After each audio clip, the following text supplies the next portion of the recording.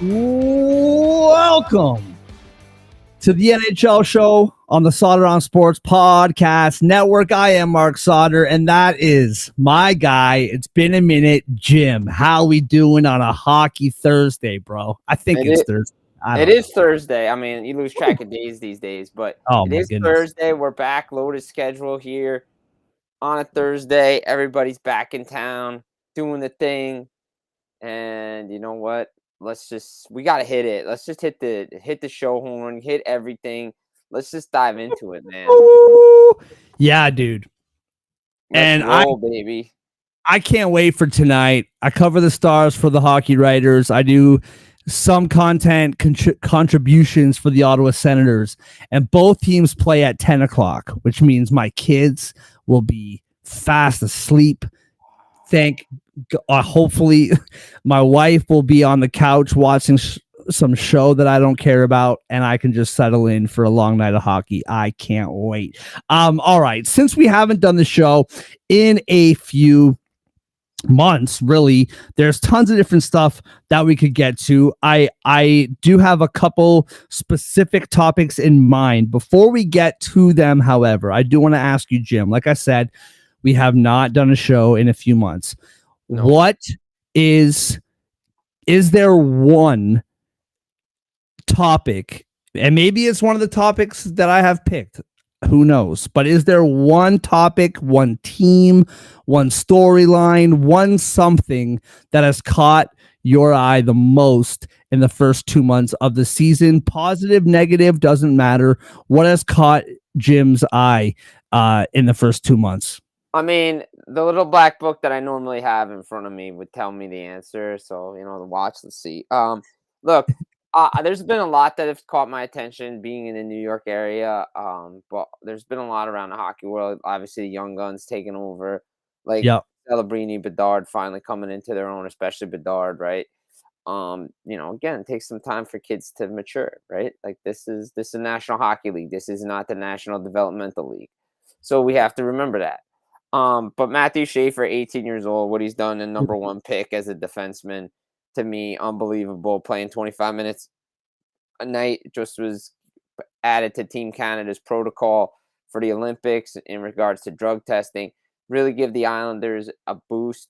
Has really helped this team make them from a really strong, just counter-punching team to an offensive attacking transition team. Very good off the rush. Just the youthful energy that he's bringing to this team. New life for the Islanders. Can't sleep on the Islanders. Never discount the Islanders. I was always a big fan of them. I love the signings of Jonathan Drouin. I've just been a big fan of what Matthew Darche has done in the offseason for this team. I could point to Ben Kindle in Pittsburgh. Pittsburgh's been very surprising. Chicago Blackhawks. San Jose is kind of where I figured they would be. Anaheim is a lot better than I thought they would be. And, obviously, maybe, depending on where we want to start, dissecting everybody, I'm not surprised to see Edmonton struggling. And maybe what we thought we were going to see last year from Toronto Maple Leafs, we're seeing this year. Because Toronto, they won the other night. But it hasn't been pretty in Toronto. No. And we are, I do want to talk about Toronto. I want to talk about the Oilers.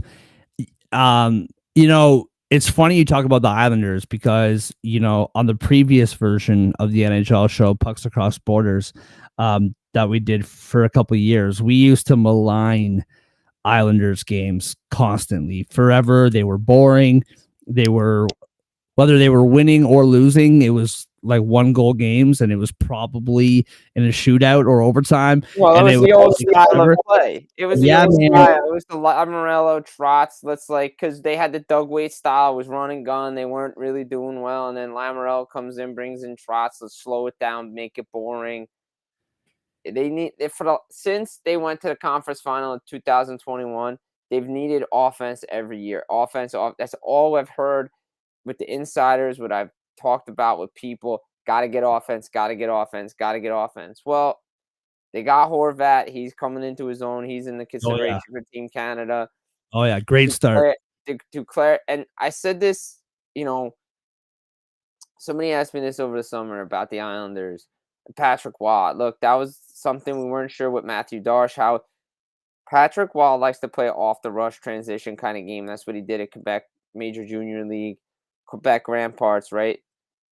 I always wondered what Patrick Waugh with the offensive team would look like. This is why they hired Patrick Waugh, right? This is why they hired him, playing really well. They got the system, changed the goalie coach. Sorokin looks like he's the guy again. Probably Yep. win eventually. They have the tools in the toolbox. Big save, Dave Riddick is there. Varlamov, who knows when he's coming back, if he ever comes back. I'm being honest. We don't know. And Matthew Darsh is hitting all the right buttons right now. Again, 18 years old, Matthew Schaefer. Let's see if he can continue this. Does he hit the wall? You know, we'll see. And then what does he do? Like, it's great his rookie year. It's all well and good. 18 years old coming in the league like this. I say this. I'm going to bring another sport into this for a second because I know you do a lot of sports. NFL. I love NFL. Love college. So college football south of the border. But probably the same thing applies to CFL up there as well. It's all well and good what you do in your rookie year. But once the league has tape on you and all that stuff, what do you do the second year? Yeah. What do you do the third year? How do you adjust to the teams that are going to adjust to you? So it's all well and good what Schaefer's doing this year, and I have no doubts he's going to be fine next year. But as we've seen, teams will play you differently moving forward, and they'll know what to expect. 100%. And I just think, next year, year after, all that, I just think right now the Islanders are like, oh, I actually want to watch this game, which I fun team to watch. I haven't felt about them in a while. If you put a list of teams that you want to watch, Blackhawks, Sharks, Ducks, Islanders, Devils, like Montreal, Awesome. like that. Those are the teams. Fast, Colorado, like teams, the upbeat teams. Dallas, throw Dallas in there as well. Yeah, like, those are the teams you want to watch, right? Yeah, 100%, and that kind of launches into the first real conversation that I want to have here. Before I do, just remind everybody, the NHL show brought to you by First Round Collectibles, promo code SPORTS10 for 10% off any sports card in the entire First Round Collectibles store. They have ongoing sales up to 60 or up to 50% off, but with our promo code SPORTS10, you get up to 60% off selected cards in the First Round Collectibles store. FirstRoundCollectibles.com, promo code SPORTS10. Also brought to you by Total Apex Sports, Total Apex Media. Appreciate them having us on board as always. So this kind of goes hand in hand. Just talked about Chicago Blackhawks, San Jose Sharks, the Ducks, all this. What I've been really fascinated by in the first 2 months is, number one, these young, do you call them stars yet? I think Celebrini, you do, in my opinion. I think Bedard, you could call a star. Yeah, absolutely. Sure. Yeah, you right? could call him a star. Schaefer, we just talked about it. The kids on the Ducks are just like, and so it's been fascinating for me to watch these young kids, like borderline, maybe not even borderline, dominate games.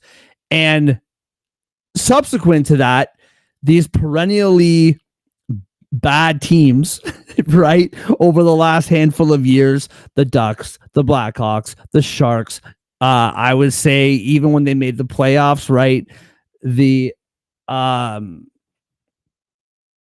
Islanders, like, they weren't maybe a like bad team, but not a good team. My point is, they're all humming right now. And who knows how this will last? Who knows how long this will last? I kind of just want to just like watch like the season go. But what are you making of these young kids? And what I love about it is a lot of times you see, and I know the Sharks, the start to the season was horrendous, but a lot of times you see, we saw it last year. Celebrini was really good last year. It's not like that guy did nothing last year. He was really good. 2 years ago, Bedard was really good, but the team still sucked. The team still lost every night, and it is what it is. Now, these teams are winning hockey games. Yeah. And again, who knows where they'll be come, March and April. But what do you make of the ability for these kids to not just, get their points, get their cookies, but actually help their team win games? Because that is, it's one thing to put up, 75, 80 points. It's another thing to help your team win hockey games. Yeah, so I'll break it down, right? So let's start with Chicago, right? Let's start with the Chicago Blackhawks. Here's what I'm going to say about this.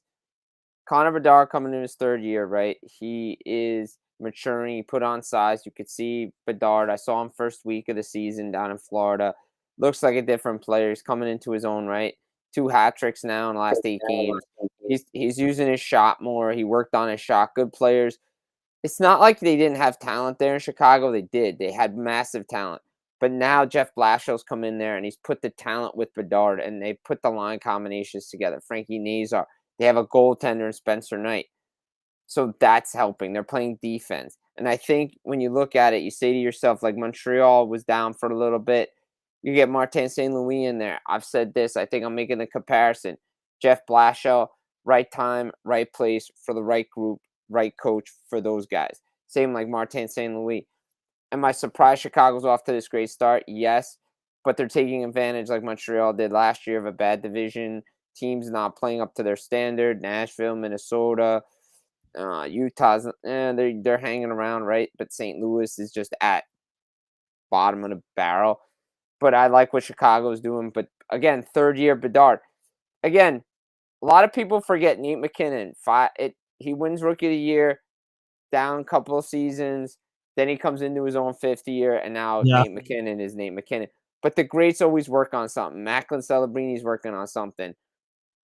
When Macklin came in to San Jose, he lit the world on fire. If he doesn't get hurt, maybe the Rookie of the Year race, Calder race is different. He's got Will Smith, Eklund, all these guys bringing to full. Like Mike Greer, for all the flack that he got for some of these trades, he's actually drafted and developed really well. And he pulled one of the all-time heists. And I hate using the word heist because it's kind of overplayed, but he did. Yaroslav Askarov is turning into the guy everybody knew he was going to be when he was drafted 10th overall. Again, another goalie that Nashville and another young player that Nashville, and I hate beating up on Nashville because I have a lot of good friends there, know a lot of people there. You've traded away so much young talent in Nashville. You could be in these positions that Chicago's in, that San Jose in, and you just chose the wrong mission statement. And you chose the wrong direction because of false expectations. So you're seeing that now. San Jose, perennial playoff team for years. Same with Anaheim, perennial playoff teams through the 2010s, right? Now they decided to change directions. They kind of tanked a little bit, got Carlson, got Beckett Seneca. They've signed their players. Now Verbeek kind of is like, okay, we signed Lacombe, but we're going to pump the brakes on some of these other guys. We'll see where that thing goes, but they bring in Joel Quenneville, who I was highly critical of. I didn't think he was the right coach for this group. But again, you have to lay the foundation of what Craig Cronin did last year. Whether players liked him or not, he got them to play defense, and that's carried over. Mix of veterans with Chris Kreider, Trouba, Strome, Vetrano, like all that stuff. They're taking advantage of a poor Pacific division because Edmonton's struggling this year. And some other teams are struggling. So they're making the most of their opportunities. But again, players are maturing. They're getting stronger. They're coming in. And I got to shout out Shane Malloy for this because he's taught me so much about the body and everything. Again, your body as a player doesn't really mature. You get that 18 to 22. Then you hit that 22 to like 27, your prime years. That's when your brain's really developing and everything. And now those players are hitting it and they're understanding what they have to do to always be ready for every game. That's why you're seeing Bedard, Celebrini, all these guys at the top who we had expectations for. And it's not like Bedard had 2 bad seasons in Chicago. He didn't. He had good point totals. but we put the expectations so high So that high. he Yeah. couldn't live up to them. Yeah. Yeah. You're 100% right. And I think, to what you're saying about the Ducks, I think that's one thing. And I would say this isn't a hot take by any means. This is probably the coldest take out there. But if you look at, let's just say the Ducks, the Sharks, the Blackhawks, let's use those three teams.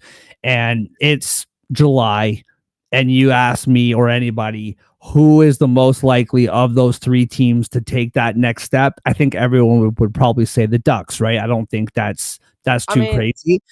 I think what they did adding in all the old Rangers, right? Adding in Trouba, adding in Kreider. Rangers West. There you go. Basically, and I mean, like, Vetrano's been there for a couple of years, but he was from New York as well. Gudis came in a couple of years ago. They just seem to have the right mix of vets. And like to see Kreider do what he's doing. He's not putting up crazy points, but he's scoring goals. That's really fascinating to me, what you said. Verbeek, put in the right vets that have seemed to elevate these young kids. And I mean, Troy Terry is seeming to have a kind of like, I think everybody forgets that Troy Terry's still there. That's it. And I joked with he's having a good season too. No, he is, but you just forget that he's on the team because Mason McTavish, Seneca, you have Leo Carlson, like all these guys, Cutter Gauthier, like you forget all these young guys are there. Yeah, like that trade. And it's funny because Anaheim's like a factory for defensemen. They do that. Anaheim's an NHL defenseman factory for other teams. Home has been amazing. Yeah, but if you think about some of the guys that have come through there, it's a defensive factory for other teams in the NHL. Yeah. And maybe, Owen Zellweger or Pavel Metnikov gets traded later in the season or in the off season or something because, guys just come up and are outplaying them. But again, look, we're seeing the rise of all these players in this league, and all the players are off to great starts because Olympic year and everybody's battling for spots, and no spot is given. But no spot is given on any NHL team year to year, right? Guys are taking advantage of situations. Ian Moore's there. He stepped up in training camp because Pavel Mitnikov thought his spot was a lock. Well, it wasn't. Game-winning goal last night. Yeah. So sometimes you lose your spot, and sometimes you have to go find it. And like I said, guys are being put in the right situations to succeed. We're seeing that in Chicago, San Jose, and those rebuilds. Yeah, a little pain, like we saw in Montreal, little pain, but on the back end can sustain success. Unlike what we're seeing in Nashville, I keep harping on this, but you had Tomasino, you had Novak, you had Fabro, you had Askarov, you had all these young players. There's probably a few more I've missed. Sure. And I apologize for guys I've missed. But it's a list. It's a laundry list. If you're a wrestling fan, it's 1,000 lists of holes of Jericho. It's 1,000 lists of guys that you've missed. Like, you have all those guys on your team right now. If you let those guys develop the right way with the Matthew Wood, just think where the Nashville Predators are right now. It's bad, man. It's bad. And I mean, it's funny because I'm hearing people say that, because I was really high last summer, as a lot of people were, after they got Stamkos, after they got Marchessault, after they made these moves. I was really high on them. But coming into this summer, I had zero expectation that anything would be different. I just thought that you added too many pieces. You got rid of, like you said, pieces that you probably should have kept. Even last year, man, I could be wrong about this, but I'm almost certain that they made the most trades last season. They did. And they weren't even selling. They were literally trying to acquire. Real quickly though, before we move on, I wanted to ask you when it comes to the Sharks and the Blackhawks, Mm-hmm. because I think the Ducks, even before the season started, a lot of people picked the Ducks to make the playoffs with myself as well. In that, I thought they would make that next step. So I'm surprised at how strong their start has been, but the fact that they're in the mix isn't overly surprising to me. The Sharks and the Blackhawks, everybody you listen to, whether it's on talk radio, podcasts, whatever, everybody, and like I've already done 3 times in the last 21 minutes, everyone has to preface the conversation of the Sharks and the Blackhawks with, now I'm not saying they're going to make the playoffs, or we'll see what happens in the spring, as if this isn't sustainable. Have you seen anything with these two teams? And a lot of good teams have been taking steps back. Whether those teams bounce back, we'll see. You talked about the Pacific division with like the Kings are kind of coming back to what we thought they would be, but they haven't had the best start. We talked about the Oilers. Is there anything that you have seen from the Blackhawks or the Sharks where you can say, hey man, in February, this team might be, these two teams or this one team, they might be hanging around still? Or is it safe to just think that both these teams by the new year will be right back to the bottom of their respective divisions? I mean, I think it could be sustainable. I don't think that either one's a playoff team because I do think we're gonna see I do believe if you look at the Pacific Division, like I think Anaheim they're in first place right now. I think if Vegas figures it out, they'll be okay. I think the top 3 in the Pacific might be set. I think Anaheim can sustain it. Do I think they'll finish in first? No. They'll prove me wrong and because I didn't think they'd make the playoffs. Now there's still a lot of hockey left. I don't think San Jose I don't think San Jose will make the playoffs, but they'll hang around. Because again, what's Vancouver? Can they figure it out? You know, what's Edmonton? Can they figure it out? And then you look at the Central right now, right? Minnesota, Chicago are pulling up on Seattle and Utah. Like there's still so much hockey left to be played. They'll be in the mix. I think one of them will tail off like the Flyers did a while ago, and then you're just like, okay, well, it was fun this Yeah. year. But I think the goal for a lot of these teams, especially the Sharks and Blackhawks, is to play meaningful games into March and April to give the players a test and a taste of what it means to play meaningful hockey. Because once they get that taste, next year you know what your goal is to make the playoffs. But you have to do it again next year. And I don't know if they're going to sustain it, but it's nice to see these teams battling and making things interesting because lately, outside of a couple of games here and there, things have been pretty much set. Yeah. Yeah. And I mean, I think, keep going back to the Ducks, but over the last couple of seasons, what made the Ducks interesting and compelling was that Dostal kind of planted himself as a viable goaltender, right? Like, where it was like, oh, if this guy's between the pipes, like these guys have a chance. And you talked about Askarov for the Sharks.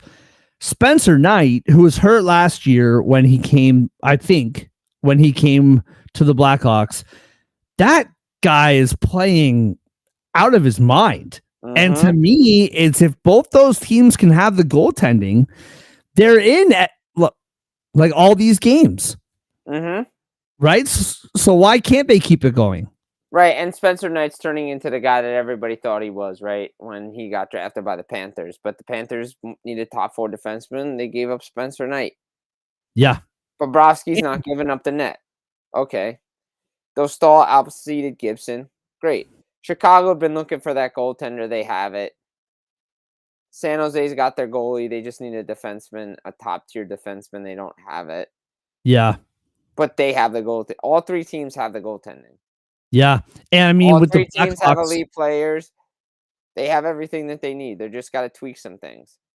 and with all due respect to Soderblom or Blum, um, Brossois, our guy, Larry Brossois, Larry is Brossoit, baby. he's making his way back for the Blackhawks, right? And I think so. And he, at least for me, he has been one of the most dependable go-to options for backup goalie for quite a few years now.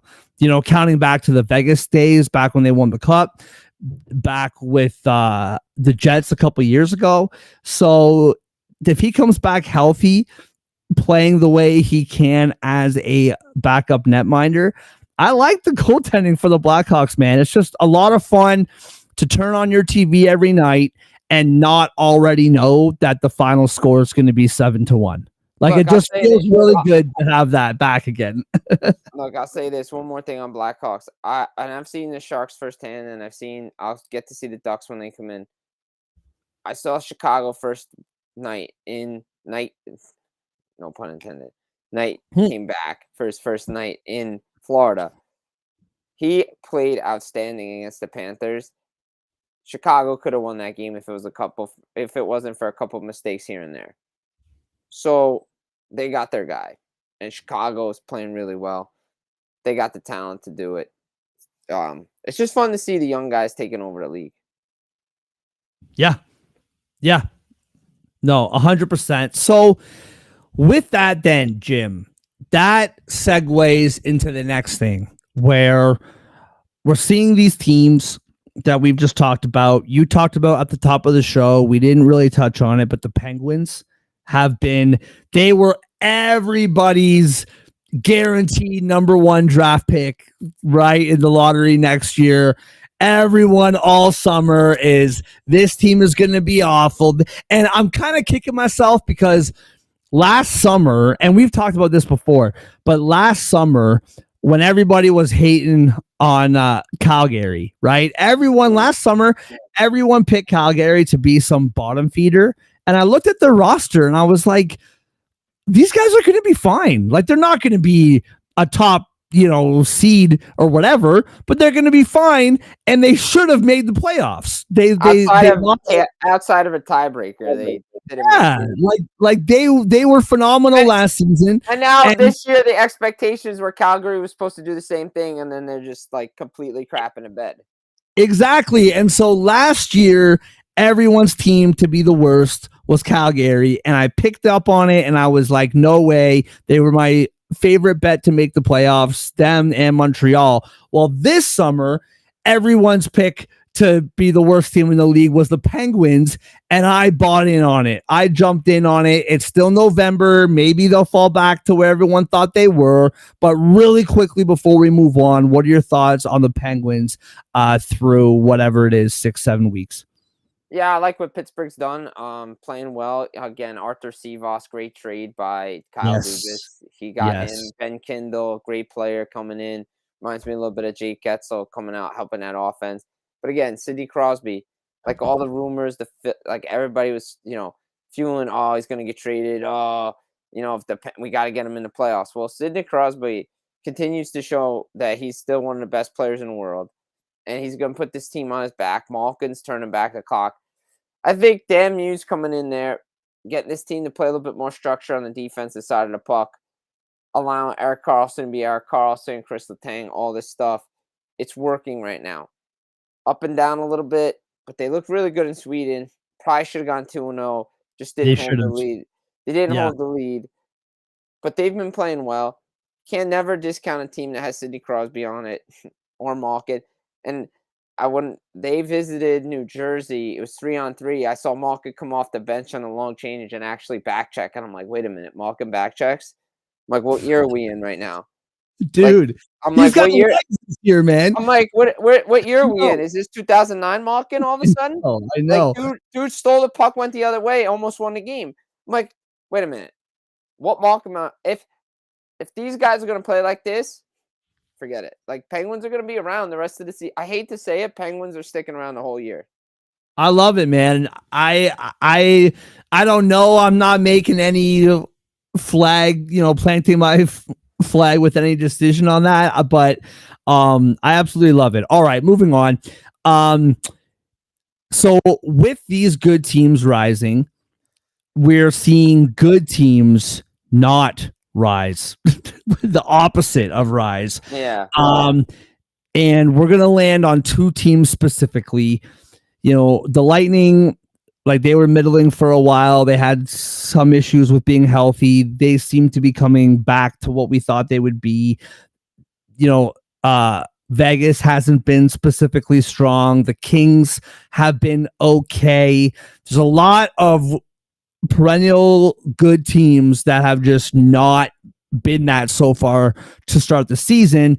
Now, Dallas, Colorado, Carolina, those teams that we know to be at the top. Winnipeg, I haven't loved what I've been seeing from them, but they're not like super healthy either. They had their healthiest roster 2 nights ago, was their healthiest roster that they've had the whole year. So they're going to be coming back to what we thought they would be. But there's been quite a few good teams year after year that just haven't been that so far to start the season. The Panthers, but they have the injuries, all that. The two teams, though, you know who they are. Everyone knows who they are. And if you're north of the border hanging out with me, I was just in this great city, the best city in the world, the Toronto Maple Leafs and the Edmonton Oilers. It's so, all right, let's start here. The Oilers are bad to start the year every year. And every year it feels different. And this year is no different in the sense that it just feels different. I don't like what I'm seeing from this team. The goaltending is what the goaltending is all the time. Are we just always going to do this? And in June, you and I are going to be doing a show talking about how Stuart Skinner shut out the Tampa Bay Lightning in Game 3 of the finals. Like, it doesn't make sense to me. The other thing is, and there's a lot to break down with these two teams. I've been on this train for a long time. I'm sure you and I have talked about this. I understood why you had to pay Bouchard what you paid Bouchard. I understand. I understand how this works. I have never been a proponent of locking him in as one of your top defensemen. Yes, he can get you points. Yes, he does things where you're like, wow, my head explodes. That was so amazing. He gives up pizzas every single night. And I just don't. Are we going to see that? I guess that's the question, Jim. Are we going to see the Oilers? Are you and I going to be talking on June 3rd, previewing the Oilers in the Stanley Cup Finals for the third year in a row? Or is this finally going to mean something? The fact that these guys cannot play hockey until like December the 1st. Like, I just don't understand what I'm watching. So, 5-1 to Buffalo the other night. 5-1 Buffalo. Yeah. So here's the thing. A couple things here. I've been a big proponent of this. Shout out Craig Button, by the way, TSN, because him and I are on the same wavelengths when it comes to this. Some of this stuff I've stolen from him, and I credit him for it. But I'm on the same wavelength as him, and I put it on my page. I'll send it to Mark. You could put it out there on your page, whatever. So, couple things. I was at the Stanley Cup Final in 2024. I was at the Stanley Cup Final last year. This team, Edmonton Oilers team, is not as deep as it was when they lost by a goal to the Florida Panthers. No. Absolutely not. They are not even close to the same team. You look at the losses, Victor Arvidsson, Philip Broberg, Dylan Holloway, Evander Kane, Cody Ceci, Troy Stetcher, who else? Corey Perry. There's a couple other guys, Ryan McLeod. You changed the entire dynamic of this team. Defensively, you still have Darnell Nurse, Evan Bouchard. Yes, Leon Draisaitl got paid. Yes, Zach Hyman's finally back. Connor McDavid's there, but they're too one-dimensional. Their goaltending isn't that good, and unlike Chris McFarland down in Colorado, when he saw he had this problem last year, he changed it. Stuart Skinner and Cal Pickard and a couple of guys. If you've seen my Twitter account, I'm going back and forth with some other guys that I know. They're not good, but what was out there? Because clearly John Gibson is not what he was, and Steve Yzerman's 0 for 3 on goalies, trading for goaltenders. Connor Ingram's there. Yeah, you could have gone and got UC Saros, but how much more depth are you going to be depleted? They are not playing good team defense. I don't care what the analytics tell me. They are not playing good team defense. And when you rely on your goaltender every night to win games, when you play New York Rangers hockey, like Henrik Lundqvist, you try to play counterpunch hockey, you're not winning. And another thing about the comparison between Colorado and Edmonton, when Colorado won the Stanley Cup, they were deep. Before they won the Stanley Cup and before they got Marty Necas and added all this stuff, they relied on 3 guys: Rantanen, McKinnon, and Makar. Teams can take that away. And now Rantanen's in Dallas. They bring in Necas, but they have the pieces to – they're a deep team. Again, they have 4 lines. They're a deep team everywhere. And Blackwood and Wedgwood are playing well, and it's a year of the backup, like it was the year in a backup in NFL, because we see Jake Allen and Scott Wedgwood playing well because they're the number 1 guys are hurt or not playing well. Edmonton, it's you know who you need to stop: Bouchard, McDavid, and Draisaitl, and Hyman. It's too one-dimensional. This isn't the NBA. This isn't college basketball where 4 guys can win you a game. They're not deep enough. Their bottom 6 is awful. They're not playing good team defense. But here's the thing. I heard Connor McDavid say it last year going into the final. You guys need to stop telling I'm tired of hearing how we can't play we can't play defense. But you can't play defense. Yeah. Like, you can't. Like, he's the best player in the world. When they want to play defense, they've shown they can do. There was a stretch last year where they held teams under 3 goals or less in like 17 of 18 games and went on this run. Yep. You cannot, and again, this is the same thing that happened in the final. You cannot play catch-up hockey and expect to win every night. You can't do it. No. Yes, you need a save from your goaltender, but you need to play the right way. And the Edmonton Oilers are not playing the right way. No. And, back to the Bouchard point too, Bouchard, so I, just like you gave Craig Button credit for something, I can't remember who said this, so I can't give him credit, but I will say that I heard this somewhere else, and I completely agree that Bouchard, he can really help you with offensive production, right? He can really help you in the other team zone and moving down the ice and moving the puck and all that good stuff. Defensively, he is a liability way too often. That's not a number 1 pair D-man, right? That's maybe a 3rd, 4th defenseman, right? 2nd pair guy. That's not a number 1 pair guy. Darnell Nurse, I've been really happy for him over the last couple of years because he was really getting it from the Oilers fans for a while there. He got it from me too because it was justifiable, though. It was justifiable. It was absolutely. I'll say this. I talked with Gene Principe a lot down at the final. We talked about Darnell Nurse. Darnell Nurse as a $6-7 million defenseman is fine. Darnell Nurse as a $9 million defenseman is not fine. And that's the point that I made. Good on Darnell Nurse for getting $9 million. Poor on Oilers management for giving it to him. And that's the point that I'm making. I thought that he actually had a pretty good playoffs last year, all considering. He played fine. Like, it wasn't outrageous. If I'm listing the reasons why the Edmonton Oilers lost to the Florida Panthers last year, Darnell Nurse is like in the middle somewhere. Yeah, 100%. And I guess my point is, you got $20 million in 2 defensemen who just aren't put in a position to succeed the way that $20 million worth of defensemen are going to succeed. So I guess before we move on to the Maple Leafs and then we move on to the end of the show, Look, I'm What? gonna say this. And I think I know where you're going with this, but Yeah. I'm gonna be very critical of it. I've said this, and one of the guys that I know is watching just retweeted everything. So, look, I've been very critical, and I've written this, and I've said it, and it may not be a popular opinion among people in Edmonton, but I'm gonna say it anyway. When you enter free agency and you don't have a general manager, that's not a good thing. Okay. Yeah. When Jeff Right. Jackson's signing free agents, no. Ken Holland put together a good team.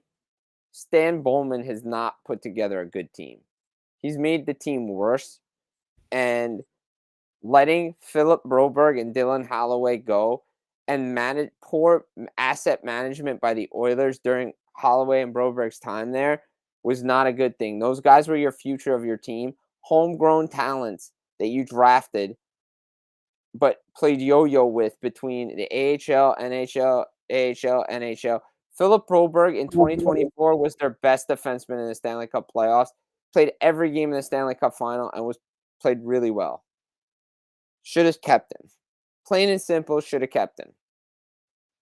They have cap space next summer. They're going to use it. But this, yes, is the roster still a playoff team? It is. They have to get there first. And even if they get there, they're not going back to the Stanley Cup final for a third straight year. Like, Yeah. there's Colorado. You're telling me you're better than Colorado and or Dallas right now? No. And, what I find really interesting too is that all the guys you mentioned, Holloway, Broberg, McLeod, Connor Brown is a very underrated skater as well. This team used to be incredibly fast. And I think what we're seeing in a lot of the league right now is that a lot of these teams that we mentioned, right? The Oilers, the Leafs, you can move down the line. Vegas has never been an overly fast team, but I'll throw Vegas. We're seeing that these young teams that have been rebuilding for 3, 4, 5 years, they're really fast, like really fast. And we're seeing these teams who've been contenders for the last 4 or 5 years. They're 2 steps behind a lot of these teams, and it's really interesting to watch. With that, let's segue to the Toronto Maple Leafs and end the show on this. If we have time, I'll throw one more thing your way, but we'll probably end on this. The Toronto Maple Leafs. Now, you and I were texting during the World Series. We were talking some baseball, talking some Toronto sports. I have put this out there, not on podcast form, but on like TikTok and Twitter. I've talked about this a little bit. As of the end of October, when the Toronto Blue Jays were in the World Series, as of then, I was not worried about the Toronto Maple Leafs. I was aware of their start. I was aware of how things looked. Right now, they're super banged up, not getting any healthier. The goaltending last year covered up a lot of errors. The defense was phenomenal last season. And despite getting their butts handed to them twice in the second round against the Panthers, the defense in the playoffs was actually quite good last year. They brought back the exact same defenseman. Now, Tandem's been hurt. They've had a lot of call-ups, including tonight. They have a lot of call-ups. They brought in Troy Stetcher, who was released, and he was picked up by Toronto. I am fascinated by this conversation, Jim, and I want to get your thoughts on this. Now, 2 things. Number 1, in Toronto, the conversation about the core 4 has been going on for years. And for years, everybody wanted something to be different. Wanted somebody of the core 4 gone. Wanted somebody moved out. Wanted something different. And almost always, that somebody who they wanted gone was Mitch Marner. Yeah. Almost always. It was him that they wanted gone. They wanted to keep Willie. Obviously, you're keeping Matthews. They wanted to keep Tavares, but they wanted him to take less money and blah, blah, blah, blah, blah. Well, Mitch Marner's gone now. This is what you wanted. This is what you wanted. Now, just let me finish here. Yeah. Mitch Marner, the Leafs are still scoring goals. The Leafs can score goals. That's not the issue right now. No. Something that was overlooked by the fan base, and I think overlooked by a lot of people, is Mitch Marner is one of the best defensive forwards in the NHL.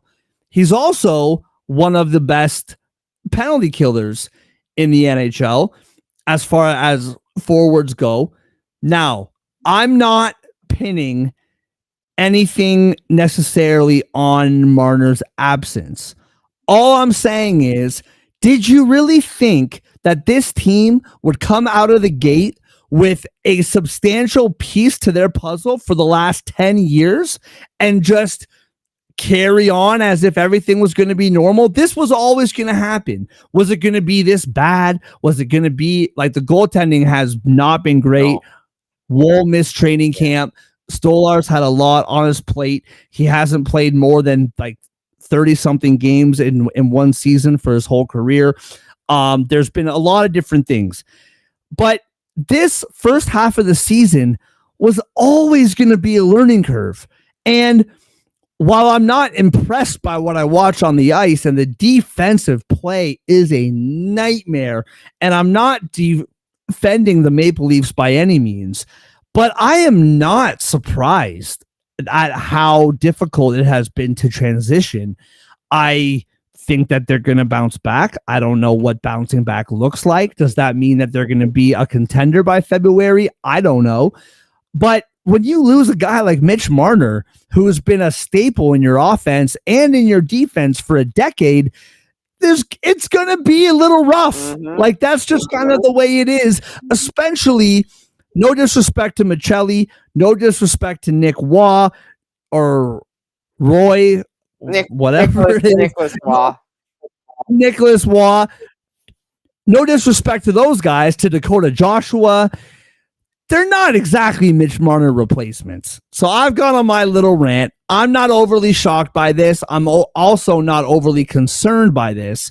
What say you, Toronto Maple Leafs? Oh, boy. And the Toronto Maple Leafs better be kneeling before bed and thanking whoever it is that they worship that the Toronto Blue Jays made it to the World Series. Because if they didn't, all eyes would have been on them for 5 weeks longer than they ended up being on them. Look, so everybody knows this would have been it's a tough transition. No Marner, right? But that doesn't excuse the start, right? They've always been a slow starting team. But again, Tavares, best player. Nyes has played well. Matthews, you need a little bit more from. He's hurt. Nyes is hurt, banged up. Not having Wall hurt Stolarz, because Stolarz is clearly not a 40 to 50 game guy. He's a good tandem guy. Yes. You also, don't forget, Tanev's missing on the back. They're missing a lot of guys. But it's the same team. But clearly the message isn't getting through, because Berube's message from last year, you went to game 7, but you crapped the bed again. This team needed to change. But if I look at it, this is something that the Florida Panthers went through. You know, the Leafs record is what, 9-2 at this point? Or yeah, something like that. Yeah, something like that. Right. So if I look at the Panthers of the 22-23 seasons when Paul Maurice came in, so we're at November 20th of this year, November 20th of 2022. They're 9-8-2, and they had lost 3 in a row. The Leafs have lost 5 of 6. They just won the other night because of Willie. But Willie also had a bad turnover in that game. That was crazy. Yeah. But the thing is what I'm saying is it's a transition year for this team. And you're completely overhauling your identity as a team, which was a transition team, off the rush, fast, all this stuff. But it's clearly affecting Auston Matthews' ability to get the puck and shoot, right? The power play's not the same. They're not whipping it around like they used to. It's a different team, and clearly they tried to bring in guys that were being underutilized. Bigger system, better system, tougher to play against. Brad Treliving holds the State of the Union 20 games in, quarter mark.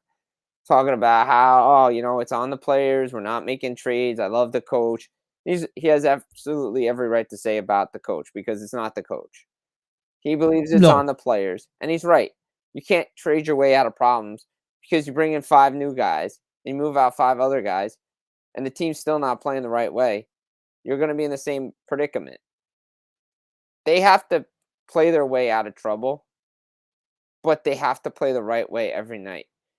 Whether it's you got to send the same message every night, this is how we got to play. Yeah, it's tough to play your best over 82 games, but this team isn't good enough to just say we can't work hard. They don't have enough talent to win on talent alone. And this has been the problem when Marner was there, and I'm not trying to pick on Marner, not trying to pick on the guys that have gone by. But there's some attitude up there in Toronto with this team since they've come in with all these guys there.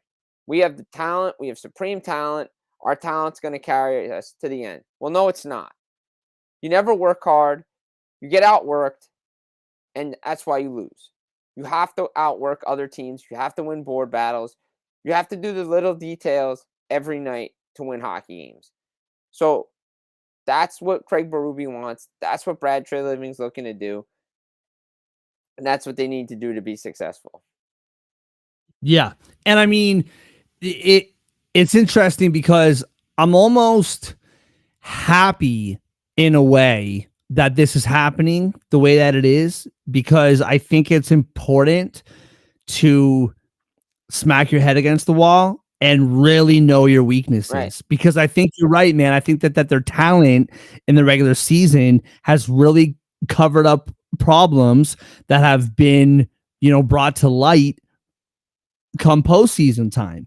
And I think if this team is going to make the playoffs, it's important to really understand what you need to work on. And guess what, man? All of these teams are figuring this out on the fly, because last year was 4 nations. This year they're going to right. And so practice time is at a minimum. There's back-to-back score. There's 3 games in 4 nights. And that's the issue. You see it in the NFL. You see it in other sports. Not so much baseball, but NFL, you see it in hockey a lot. The way the CBA is constructed, the practice time, the 2-a-days, all this stuff, the fundamentals of the game are missing. And it's not just for Toronto. It's everybody across the board. They don't have enough practice time. They just don't. Yeah. Yeah. It's super interesting to watch. Absolutely. There were a couple other things I wanted to get to tonight, but you know what, man? We covered a lot of ground. The NHL show will be back in 2 weeks. Well, hit me. You asked me off the air about my thoughts on Carolina, and I'll say this. Okay. I like what their additions of Nikolai Ehlers. I think that was a good signing for them. The question is, I like the goaltending, Brandon Bussey. I like the Kochekov, Anderson, all that combination. Their D has been really good. The key for me is once they get past through the Metro section of the playoffs, do they have enough to withstand who they play from the Atlantic? Or if there's a crossover, do they have enough? Because they're good enough to get to the Eastern Conference Final. But are they good enough to get to a Stanley Cup Final? I'm not so sure. I believe that they eventually are going to have to change the system a little bit to attract those highly skilled players to go there. Well, and it's interesting because, to preface, my question to you was, okay, Carolina, they're awesome again. Big deal. Are the changes that they made big enough to get them, past the conference final? The Dallas Stars, it's been the same question. We didn't talk about the Dallas Stars at all, and we don't have time to get to it, but I think what they are building with the new head coach, with the new-ish system, it's not entirely new, but there's kind of like a little bit. I think what they're building in Dallas is enough to put them over the hump. That's a conversation for another day.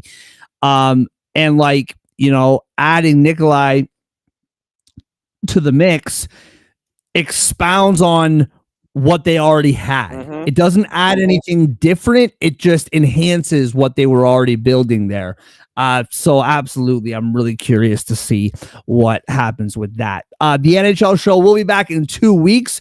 We are trying to do every 2 weeks NHL, every 2 weeks NBA, and on Wednesdays, the NFL show as always. So, Jim, thank you so much as always for hanging out with me. We're going to do a lot more work together in the future, and I can't wait for it, man. It's been an absolute blast. Absolutely, man. Mark, always a pleasure, guys. Glad to be here. Glad to be your insider, the fans insider. Anytime you need me, you know where to call. Absolutely. I have no hesitation in asking, no. in blowing up your phone. No. I appreciate you, man. For everybody, don't forget First Round Collectibles promo code sports10 for 10% off any sports card in the entire First Round Collectibles store. They have an ongoing sale up to 50% off selected cards, and with our promo code sports10, not only do you get 10% off of regular priced items, but sales items as well. That is up to 60% off selected cards in the First Round Collectible store. Been getting some messages from my good buddy Chris that people have been getting some cards. So I'm happy to hear it. Let them know we sent you a promo code sports10 and Total Apex Sports, Total Apex Media. Always big shout out to them for having us on board. We'll be back Monday with the NBA show, Wednesday with the football show, 2 weeks with the NHL show. Everybody have a great weekend, and we'll see you next time.